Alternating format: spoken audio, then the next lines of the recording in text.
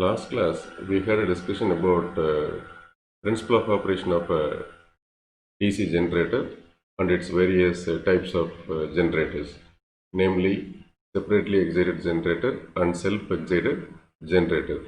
Under the self-excited generator, which can be further classified as series DC generator, shunt DC generator, and compound DC generator. Compound DC generator can be further classified as cumulative compound and differential compound. Both cumulative and different can be further classified into long shunt DC generator and short shunt DC generator. In this class, we will focus more on connection diagram of a generator and characteristics of various generators. Let us discuss about separately excited DC generator. Look at the diagram. In this diagram, the field winding is energized by a separate DC source. We are not using the EMF induced by a generator to energize the field winding.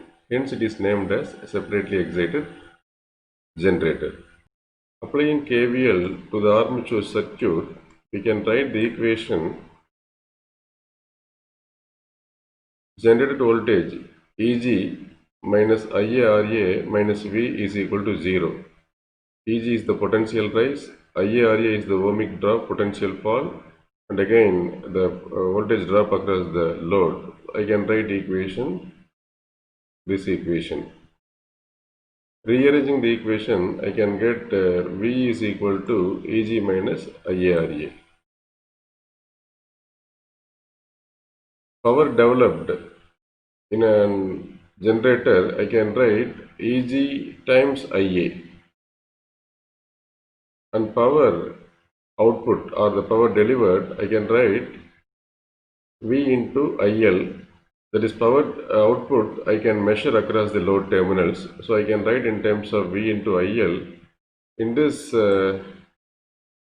circuitry, IL is same as IA. So I can write, which is again equal to V times IA. Figure 2 shows the self-excited shunt generator. Why it is self-excited? Because the field winding is excited by the EMF induced by a generator. Hence it is called as a self-excited generator. Normally, this terminal, the armature terminal, we can call it as A1 and A2 is A2, and similarly here field terminal we can refer it as F1, and this side we can refer it as F2. We call it this generator as a shunt generator, meaning we are connecting the field winding in parallel with the armature. Field winding in parallel with the armature. So, field winding is subjected to the full terminal voltage. The full terminal voltage available across armature terminal A1 and A2 are connected to the shunt field winding. Normally, the RSH value is larger. Only a small amount of current flow through the field circuit. That is called as ISH. So this side, this is a field circuit, and this one is an armature circuit. So writing equation, the field current is equal to the voltage available across shunt field winding by RSH, and armature current is here. Applying KCL at this node, armature current is the combination of ISH plus IL, written here. So I can write the terminal voltage equation V is equal to EG minus IARA, including the brush drop. So here there are two brushes we are employing to collect supply voltage across the terminals. So minus 2 VB is being included in the terminal voltage equation. So power developed is Eg times Ia, and power output V into IL. Self-excited DC series generator is shown in figure 3. In this diagram, the field winding is series with the armature winding. So this is armature. Here, field winding is in series with the armature. Series field winding consists of few turns of thick wire with large cross-section area and having low resistance, usually in the order of less than 1 ohms, and it will carry the entire load current. So this is about the closed path. I can apply KVL into this closed path. So series field winding current is equal to the load current is equal to the armature current. That is the current through the series field winding and current through the armature and the load current all are same because it's a series path. Current through the series circuit is same. And we know the terminal voltage equation V is equal to Eg minus IaRa. And considering the brush drop, I can write V is equal to Eg minus IaRa minus Isc Rsc. From the known terminal voltage equation, I can write the voltage available across the load for a DC series generator. I can write this equation. I have to consider the drop across series winding 2. So that is the reason V is equal to Eg minus IaRa minus Isc Rsc, and it is a modified form of the previous equation. And considering the brush contact drop, so here it is brush 1 and brush number 2. So including the brush drop, I can write this equation.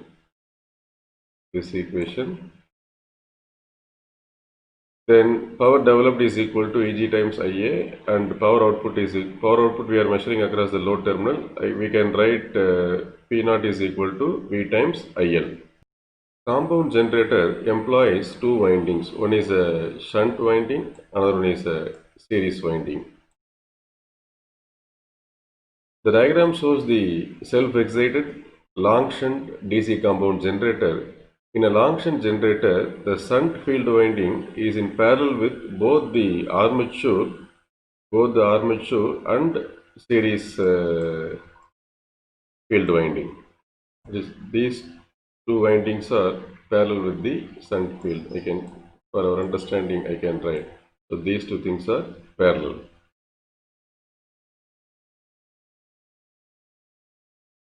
So referring the diagram, I can write the field current is equal to the ratio between the terminal voltage and the shunt field resistance, and current through this armature circuit is same as the series field winding current. I can write IAC is equal to IA, and applying KCL at this point, applying KCL at this junction or a node, I can write IA is the combination of IL plus IA sketch. So the terminal voltage equation V is equal to Eg minus IaRa, the ohmic drop in the armature circuitry, minus the ohmic drop in the series field winding, so which is equal to Eg minus Ia multiplied by Ra plus Rsc. So including the brush contact drop, that is brush number 1 and brush number 2, referring the brush contact drop, I can write this equation. And we know the power developed is equal to Eg times Ia, and power output is equal to V times the load current. Self-excited short shunt DC compound generator is shown in figure 5. In short shunt compound generator, the shunt winding is connected in parallel with the armature winding only. There is the shunt field winding and armature winding, these two windings are in parallel. Current through the series field winding is same as the load current. So ISC is equal to IL. And applying KCL at this node, I can write IA is the combination of ISH plus IL or IC. So the current ISH is equal to the ratio between the voltage available across these terminals, armature terminals, divided by the shunt field resistance. So I can write ISH is equal to V plus, I have to include the series field drop also because we are measuring the terminal voltage across these two. So V plus IL RSC plus, hence we can write ISH equal to V plus IL RSC divided by RSH, and we know what is the value of V, so I can write this equation, that is EG minus IARA divided by RSH.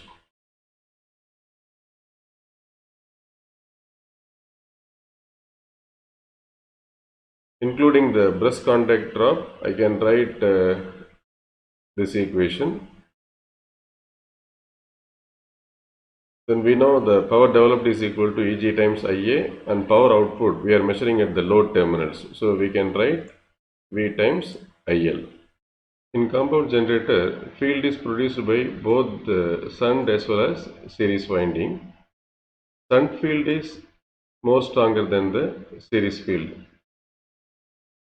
If the magnetic flux produced by the series field winding aids the flux produced by the shunt field winding, then the generator is said to be cumulatively compound generator. If the series field flux opposes the shunt field flux, then the generator is said to be differentially compound generator.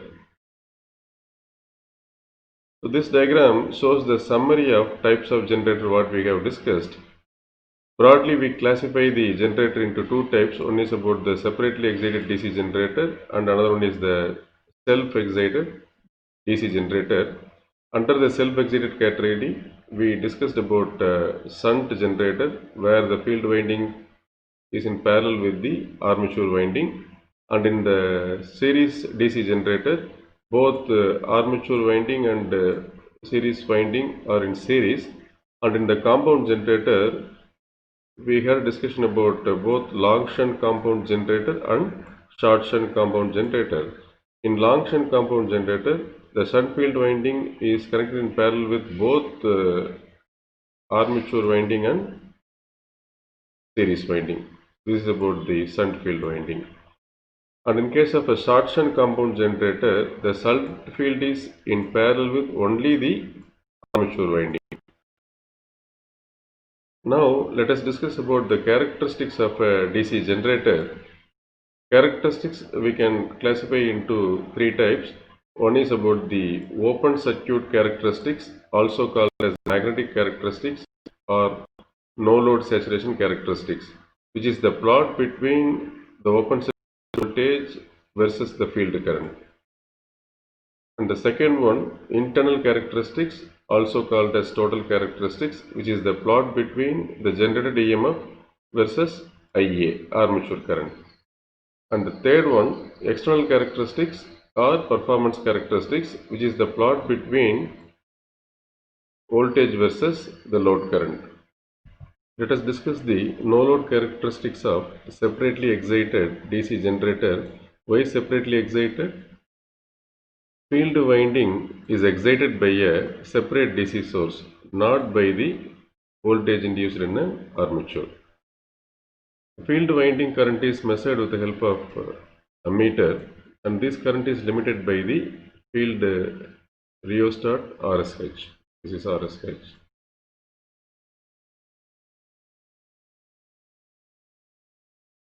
Since being the no load characteristics, we are not connecting any load across the of an armature. We use the voltmeter to measure the voltage across the armature terminals. Referring the EMF equation of a generator, we can write EG, there is a generated EMF EG is equal to phi the flux multiplied by the number of armature conductors, the speed of generator in RPM divided by 60 into P by A. P is the number of pole and A is the number of parallel path depending upon the type of winding, maybe of a lap winding or a wave winding. Number of pole is fixed during the design phase and also the type of winding. Armature conductor is also fixed. 60 is again a constant. If we keep the speed constant, the speed n constant, I can write EG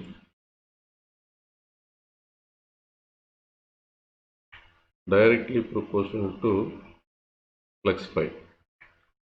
So we understand increasing the flux by increasing the field current, we can increase the generated EMF. Figure 9 shows the no load characteristics of a separately excited DC generator. X-axis is the field current in ampere and the y-axis is no load voltage in volt.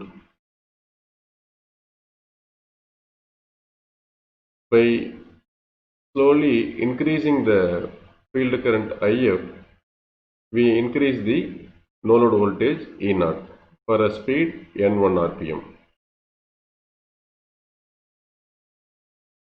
And this curve for a different speed, and we are for both curve we are keeping N1 constant for this curve and here N2 constant. Referring these two, N2 is greater than N1. We know by increasing the speed we may increase the voltage induced. So N2 is greater than N1. You can look at why the curve starts not at the origin but little above the origin. So the OA is even there is no field current, IF is equal to 0. Whenever the armature conductor rotates, a small EMF is induced. That is due to the residual magnetism present in the field winding. That is what the curve starts little above the origin point, this point. Now discuss about the internal and external characteristics of a separately excited generator. X-axis the load current in ampere and the y-axis E0, that is the no load voltage and the generated EMF, and V is the terminal voltage.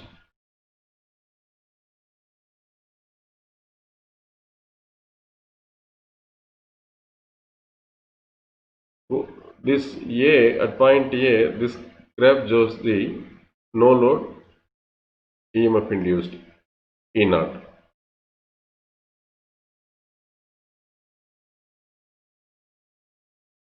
And subtracting the armature reaction drop from the no load voltage EMF induced, I can get the voltage E. From E, subtracting the armature drop, I can get this curve shown in green color, which is the terminal voltage available across the armature. So IARA drop, which is a linear plot shown here. So subtracting E from IARA drop, we can get what? The plot V. No load characteristics of separately excited DC generator and self-excited DC generator both are similar. Now we discuss about the internal and external characteristics of a DC generator, the shunt generator here. Look at the connection diagram which is shown in figure 11. Shunt field winding is in parallel with the armature circuit and field current is IF limited by the field rheostat RSH, and the load current is measured in terms of using ammeter, and the voltage across the terminal measured with the help of voltmeter. Load is a variable load employed over here. We take the load current in x-axis in ampere, and in y-axis we take E0, the no load voltage, generated EMF, and V.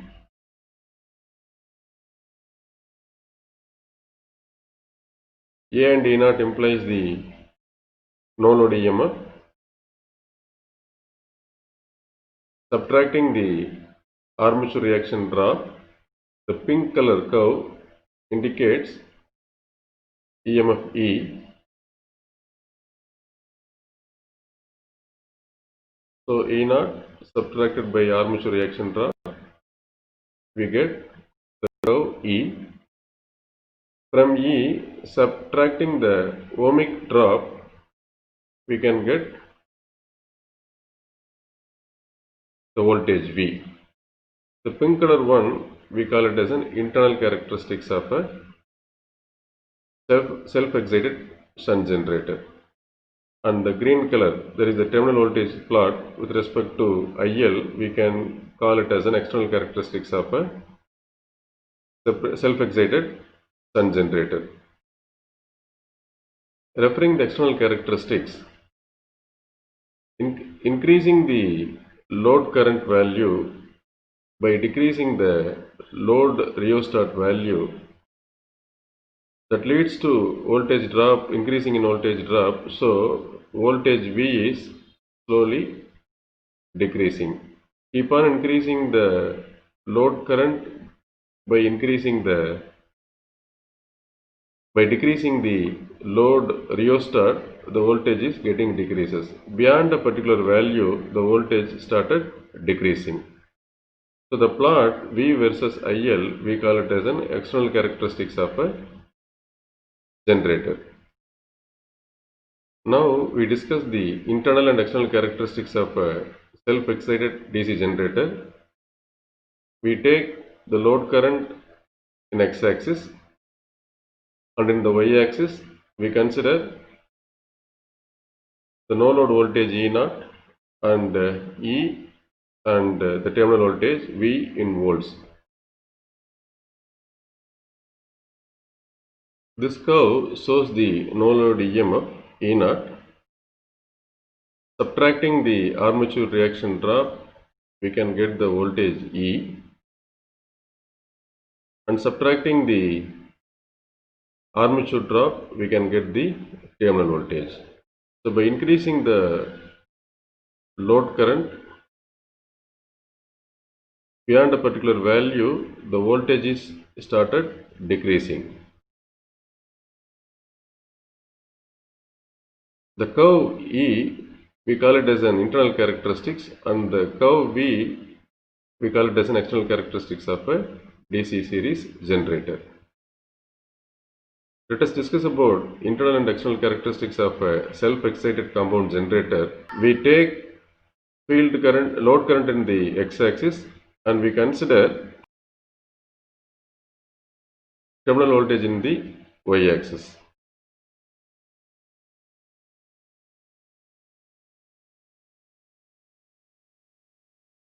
A, this curve indicates the no load voltage,